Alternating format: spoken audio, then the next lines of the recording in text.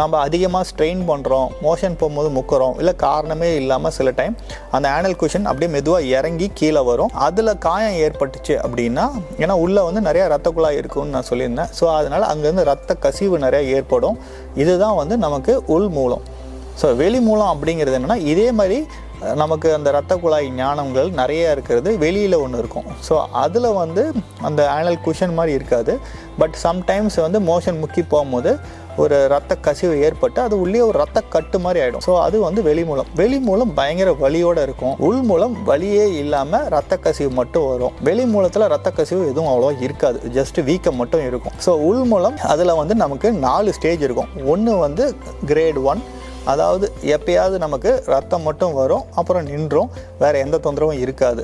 So 2வது stage அப்படின்னா வந்து நமக்கு ஒரு வீக்கம் வந்து அவங்க யாருக்கு இந்த தொந்தரவு இருக்கோ அவங்களுக்கு மோஷன் போகும்போது அது க்ளீன் பண்ணும்போது விரலில் படும். அதுக்கப்புறம் வந்து அது தானாக உள்ளே போயிடும். அந்த வீக்கம் வந்து அப்போ தான் பட ஆரம்பிக்கும். 3வது ஸ்டேஜ் பார்த்திங்கன்னா அந்த வீக்கம் அங்கே இருக்கும், ஆனால் வந்து தானாக உள்ளே போகாது, அவங்களா விரலை வச்சு உள்ளே தள்ளுற மாதிரி இருக்கும். ஸோ இதில் 4வது ஸ்டேஜ் அந்த வீக்கம் இருக்கும், அது உள்ளே தள்ளவும் முடியாது. உள்ளே தள்ள முடியாமல் அது அங்கேயே சிக்கினதுனால பயங்கரமாக வீக்கம் அதிகமாகி வலியும் கொடுக்க ஆரம்பிக்கும். ஸோ இந்த மாதிரி 4 ஸ்டேஜாக பிரிப்போம். இதில் மொதல் 2 ஸ்டேஜுக்கு நாம் மெடிசன்ஸ்லேயே சரி பண்ணக்கூடிய வாய்ப்புகள் உண்டு. ஆப்ரேஷன் தேவைப்படுற சான்ஸ் ரொம்ப கம்மி.